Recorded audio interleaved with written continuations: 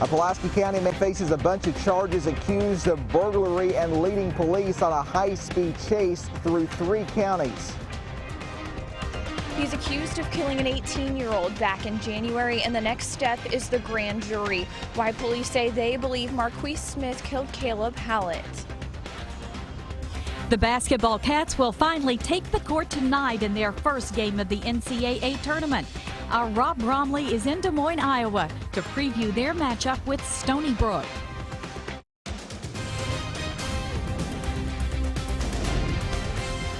This is WKYT News at Noon. Good afternoon from WKYT News at Noon on the CW Lexington. I'm Barbara Bailey. Bill has the afternoon off. It's the day the Big Blue Nation has been waiting for all week long. The basketball Cats will begin their quest to make a deep NCAA tournament run when they take on 13th seed Stony Brook in their first round matchup. WKYT's Rob Bromley joins us from Des Moines, Iowa now with the preview. Rob? Well, not too much longer to wait now. It is game day here in Des Moines as Kentucky looks to begin an NCAA run against Stony Brook. And John Calipari said here at Wells Fargo Arena yesterday something that you have heard him say often. He's more concerned about his team rather than Stony Brook, the America East Conference champ that comes in here with simply nothing to lose. He knows his team has a target on its back. It's what being at Kentucky is. So I'm not worried about that. We may get beat anyway, but I think our kids will play. The first game's the hardest. I'll throw that out there and all the coaches in this tournament who have been here a number of years know. The teams get better as you advance, but the first one is the hard one, especially if you have guys like we do. We start 3 freshmen who have never played in an NCAA tournament game. We will have it all for you tonight. It's the late night game, Kentucky and Stony Brook. They will tip off at about 9:40 here in Des Moines. And we hope you'll join us for a special program, Wildcat Warm-Up, as we get ready for this NCAA opener. I'll have much more coming up in sports. We'll hear from Scal Labissiere, who kind of regressed in the SEC tournament.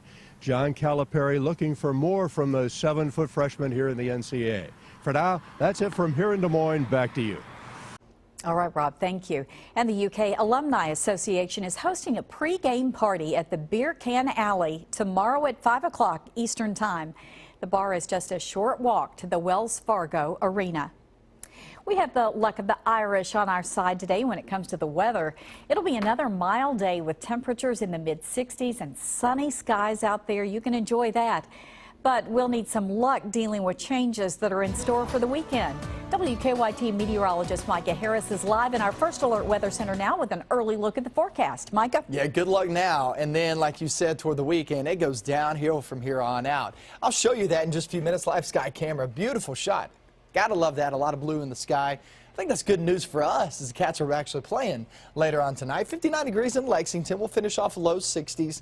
Most of us low to mid 60s as we travel off into the rest of the afternoon. So it's a really good feel. The winds will start to increase 10 to 15 miles per hour. Now, it's not so much about today that we're really going to focus on, nor is it tomorrow.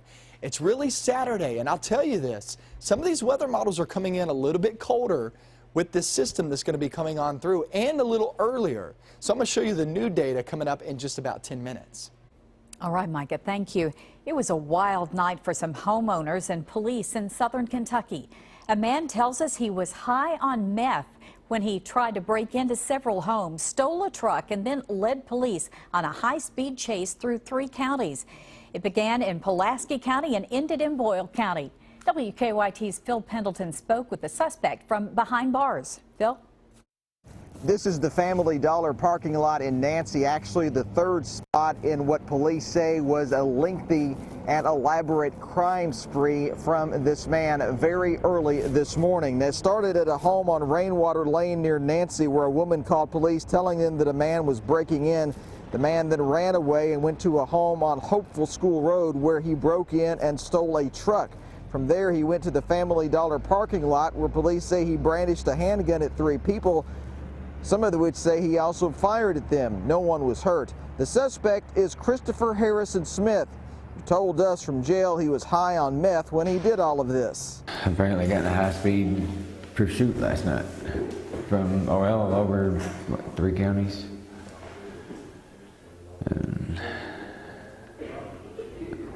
I evidently tore everything up. Yes, I was under the influence. What were you under the influence of? Methamphetamines. From here in Nancy, the chase then went to Somerset, up 27, where it finally ended in Danville, where police say there they had to use spike strips to finally put a stop to all of this. In Pulaski County, Phil Pendleton, WKYT. Smith is charged with fleeing or evading police, burglary, and possession of a handgun by a convicted felon.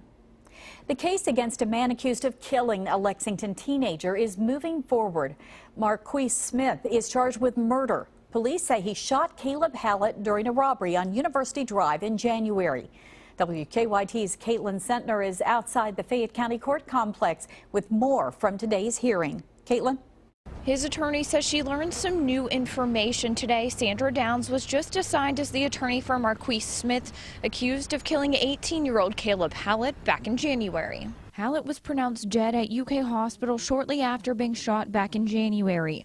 Thursday, police testified in front of the court. They say a juvenile witness contacted them and told them what happened January 9th on University Avenue. Detective Bill Brislin says in an interview with police, the juvenile witness said he was with Marquise Smith, Kenyon Hips, who is now deceased, and two other juveniles when Smith got out of the car with two others. He says they had masks. It was at that time, or about 10 minutes approximately after exiting the vehicle, that the three individuals, Mr. Smith, Mr. Sturgis, and Mr. Hips, all came running back to the vehicle after the shots were heard. It was at that time they entered the vehicle in the back seat. Families of both Hallett and Smith were in the courtroom today. Neither wanted to comment on camera. In Lexington, Caitlin Sentner, WKYT. Thank you, Caitlin. And Smith's case was waived to a grand jury. He remains behind bars without bond. Emergency rooms across Kentucky are dealing with an unpredictable and downright scary problem.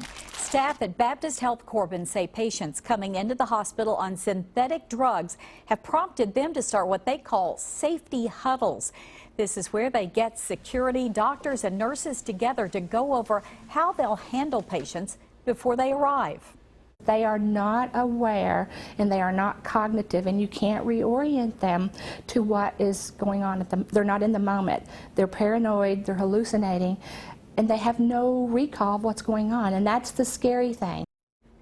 Now tonight on WKYT News at 6, we'll take a look at efforts emergency room personnel are taking to protect patients and themselves. And we'll hear from lawmakers who are trying to stay ahead of the ever-changing synthetic drug problem. A meeting was held this morning on the future of the Bluegrass Stockyards. It was destroyed in one of the worst fires in the city's history. The new large facility is set to be built on top of the aquifer off I-75 at the Fayette-Scott County line, but there are some concerns that the site could pose a threat to Georgetown's main water supply. WKYT's Mark Barber is live in Scott County now with reaction. Good afternoon, Barbara. This morning's heated meeting shows just how many people are concerned about the new location for the Bluegrass Stockyards. People lined out the door for this meeting this morning to hear the owner of the Bluegrass Stockyards really break down what they're doing to protect Georgetown's main drinking water supply from contamination. The owners of the stockyards say, first off, the stockyards will be built near the aquifer, but not on top of it. Stockyard COO Jim Akers says the new $200 million operation that is expecting to break ground on Ironworks Pike off of I-75 this spring will tie into the municipal sewer system. Akers tells WKYT that they tested runoff from their stockyards in Stanford and the old location in Lexington, and their results did not turn up any red flags. Some people who live in Georgetown, however, are concerned that politicians in Lexington are allowing the stockyards to move to the Fayette-Scott County line because it doesn't impact their source of drinking water. You know, you got Mayor Gray in Lexington. None of those people have to drink this water. They don't have to depend on it. We're going above and beyond the requirements in terms of design. We've got data from our existing facilities to show that the systems that we implement in these new facilities works. The advisory committee approved the proposal this morning and sent it on to the Fayette County Board of Adjustments with the recommendation that they go ahead and they get a groundwater protection plan reviewed by the state and in place before they begin construction. Again, they're expecting to break ground this spring. Live in Georgetown, Mark Barber, WKYT. Thank you, Mark. The committee also recommended that the stockyards run 3 additional water tests around their Stanford facility. You can enjoy some traditional Irish food on this St. Patrick's Day and help out a Lexington firefighter at the same time. Matt Logston is undergoing treatment for stage 4 cancer. Nicholasville firefighters are cooking up quite the spread at the break room in Lexington. In addition, the department is selling T-shirts that have Brothers in Battle and Team Logston printed on them. So far, nearly 200 people have bought a plate to show their support. He fought 2 working fires his last day here, so he's done a lot in the last 20 years to take care of people. I don't think we can do enough to repay him. Now, all of the food served at today's fundraiser was donated by local businesses. 100% of the proceeds will go directly to Logston. President Obama's Supreme Court nominee is looking at an uphill climb in his quest for confirmation for the Supreme Court. We'll have more on the political battle ahead, coming up on Kentucky's #1 midday news. And also ahead, First Lady Michelle Obama has teamed up with some of the biggest names in music for a female empowerment anthem, and it's already making history. We'll explain next on WKYT.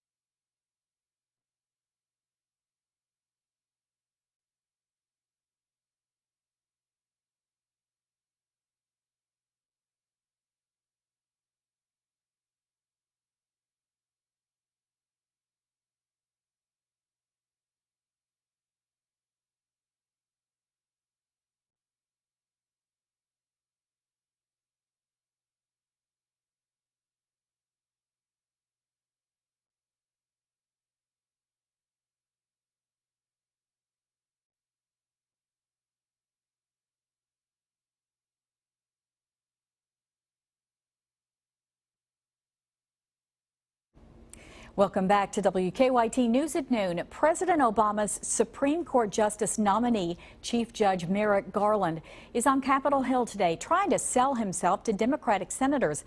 But it's not looking good so far. Ever since the death of Justice Antonin Scalia last month, Senate Republicans have made it clear that they will not sign off on a replacement during an election year. Majority Leader Mitch McConnell of Kentucky says he will not meet with Garland at any point, but wished him well.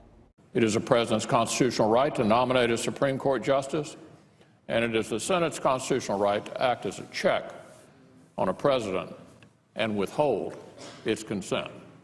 Senate Judiciary Committee Chairman Charles Grassley says he's open to meeting with Garland in the coming weeks. Next Monday's Republican presidential debate in Utah has been canceled. Fox News decided to scrap the showdown after Donald Trump refused to take part because of a prior engagement. After the frontrunner pulled out, Ohio Governor John Kasich's campaign did as well. The debate was to be held the day before the Utah caucus and the Arizona primary. Trump says he has a big speech planned for Monday night instead. Well, even the President of the United States is getting swept up in March Madness. President Obama filled out his brackets for the NCAA tournament on ESPN. He has Kentucky losing in the Sweet 16 to North Carolina. The president picked UNC, Michigan State, Kansas, and Texas A&M to be the Final Four. He has Kansas winning it all. Michelle Obama is making history by becoming the only first lady with a #1 single on the Billboard music charts. The all-star female anthem, "This Is For My Girls," was written by Grammy-winning songwriter Diane Warren. It made its debut at the South by Southwest Music Festival in Austin, Texas. Singers Kelly Clarkson, Leah Michelle, Kelly Rowland, and Janelle Monáe are just a few of the powerhouse singers who lent their vocals to the song. The single is available for download now, with proceeds going towards the Let Girls Learn Fund. The son of one of the most famous and legendary singers in history has died. Frank Sinatra Jr. passed away unexpectedly yesterday while on tour in Daytona Beach, Florida. His family released a statement saying he suffered cardiac arrest after being admitted to a hospital. Sinatra Jr. was widely known for being kidnapped and held for ransom at the age of 19. But he was a singer in his own right, following in his father's footsteps in the music business, often singing Sinatra classics during his concerts. He even worked with his dad as his musical director and conductor in the later years. Frank Sinatra Jr. was 72 years old. The basketball Cats will start their quest for a 9th national championship tonight against Stony Brook in the NCAA tournament. We'll have a report from Rob Bromley out in Des Moines, Iowa. Well, you know that guy's ready to go. Cool air does return to the forecast. Feels good out there right now, but you'll start to feel a difference tomorrow and definitely for the weekend. Very interesting complex we're going to be talking about coming up next.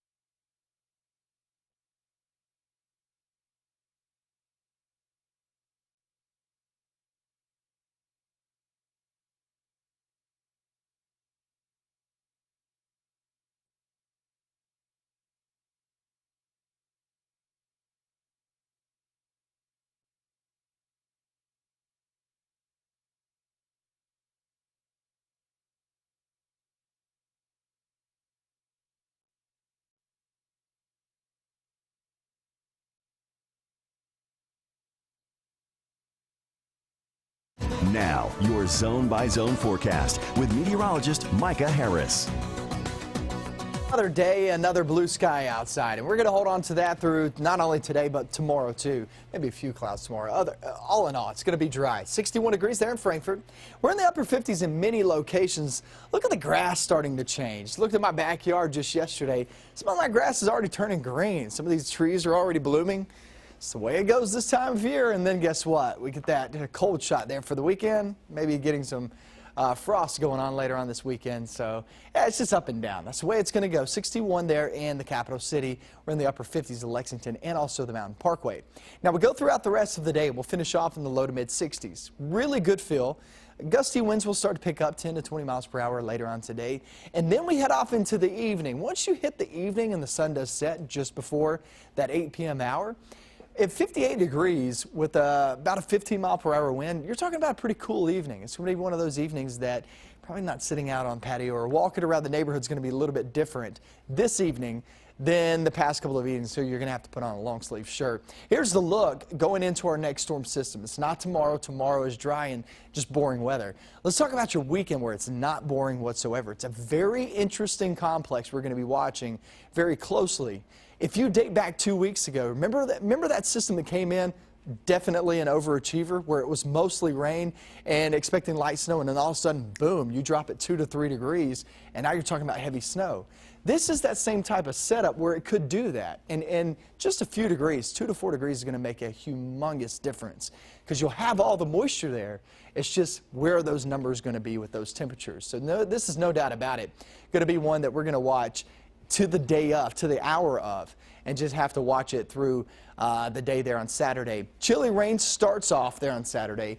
Then you'll see some snow mixed in, and that wintry mix not only lasts through Saturday, but it goes off into early Sunday too. I believe most of the moisture that falls is going to be during that Saturday time frame, which is okay with us. We'll be inside watching a little basketball. I say a little basketball, it might be all day long basketball for some of us if we are stuck inside with the rain and also the snow as well. So really all eyes, all focus is on this weekend, Barb, especially that Saturday time frame. Remember, yesterday and the day before, it was mainly Sunday, but this has increased in time. And not only that, but it's increased to colder air too, which gives us a little better confidence that we'll actually see some snow later on this weekend. Hey, but you said it. Just stay inside and watch basketball. Inside. That's it's perfect setup. When we come back, a great game to cap off the opening day of the Sweet 16. And the Cats have a long day ahead of them before opening NCAA play. Dave Baker has sports next.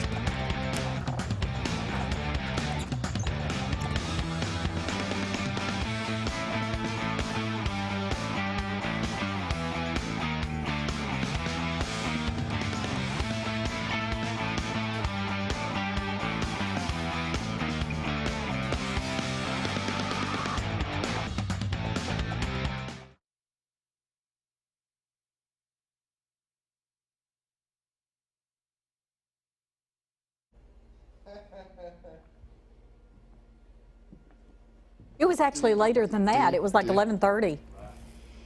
Right here, I can. Yes. Uh-huh.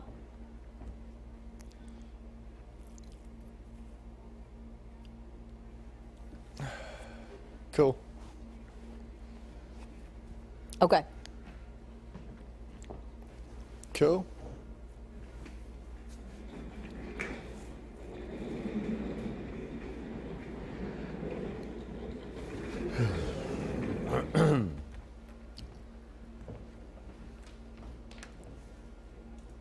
Enjoy basketball. Yes. You were starting to ask me something. I'm sorry. Would you say I am, I don't know, the coolest meteorologist you've ever known? Yeah. Rank me, top 5. Would I be in top 5? Top 5. Is that pushing it? You mean like here or like of all time? Or? Ooh. So you do want to play this game. I like it. No, I mean I'm just want to make sure I've got the correct criteria. Let's do. Listen, anybody. It's like my experience covering coaches. I didn't hear what he actually said. You are number one because the day you did jazzercise or that dancercise or That might have dropped me, prancercise, though. prancercise, that was what it was, prancercise. That might have dropped me. Yes. Yes. I think you You became said Hall of Southern Fame. Arkansas, then. right? Nothing about Northern? Yeah, southern Arkansas had the severe weather. Let me go check. Got to fly to Little Rock later. A Little Rock.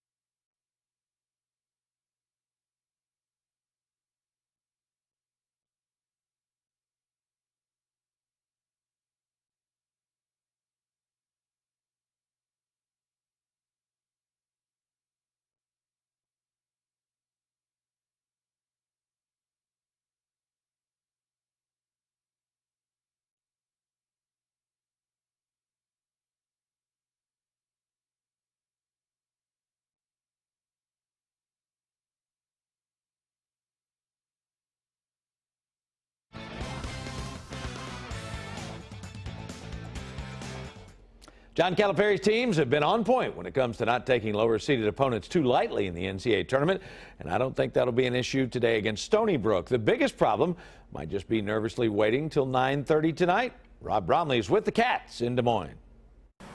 Dave, here in Des Moines, it all gets started for Kentucky and Stony Brook, and 6 other teams play their NCAA opener here today. The Cats have the late-night game at about 9:40 tonight. Now, John Calipari has said going into this tournament that he must have good play from his big men to advance. And what he'll get from freshman Scal Labissiere remains a mystery. Scal was impressive in the final 2 games of the regular season, then stepped back again in the SEC tournament. It's just been about, more focused, I guess, even during practices and games. Just taking it by day and, working on what I need to work on. He just said that flat out. If our big guys don't play, we don't advance. Yeah, I mean, it's true. We're definitely going to have to play, all of us. We're going to have to bring it and help the guards out. Kentucky is the 4 seed in the East, Stony Brook a 13. 9 times since 2005, the 13 has upset the 4. Could it possibly happen in Des Moines here tonight? Dave, for now, that's it from here outside Wells Fargo Arena. Back to you. See, he didn't have to answer that. He knows that won't happen. Cats and Stony Brook tonight, 9:40. It's the second game of that pod. You can see it live right here on WKYT. And remember, we'll get you ready for the game, a special edition of Wildcat Warm-Up. That's tonight at 6:30 right here on the CW Lexington, a special edition of Wildcat Warm-Up. Lawrence County, Mason County, South Florida, all in action today at the boys' Sweet 16. But last night, what a first-round matchup between Dunbar and Mercer County. Second half, and how about Mercer County sharpshooter Dylan James? Oh my gosh, can this guy shoot? The 3, Titans take a 3-point lead. Fourth quarter, what a night for Tavion Hollingsworth. The runner puts Dunbar up 1, then under 4 minutes left. All tied, Hollingsworth again. He had 32. He shot 50% from the field. Final minute, Mercer County trying to play catch-up. Will Hager, he scores and cuts the Dunbar lead to 1. 10 seconds to go. Mercer's still down by 1. Back to Hager, but he has the ball stripped away.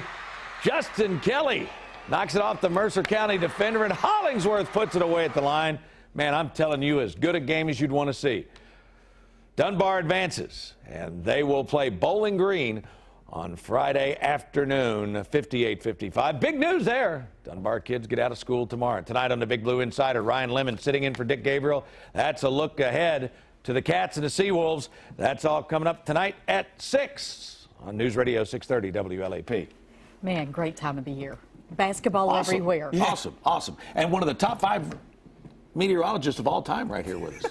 There he is. Thanks, Buzz. Hey, but you need to work on that forecast if you want to keep the title. Yeah, that's true. Luck is on our side today and tomorrow, but guys, the weekend, Chris Bailey, he'll be in here at 4 p.m. It's his fault. To get you updated on that system. And here we go. Tomorrow night's Mega Millions jackpot is $25 million. Saturday night's Powerball jackpot is $80 million. Our next newscast is on WKYT at 5 o'clock.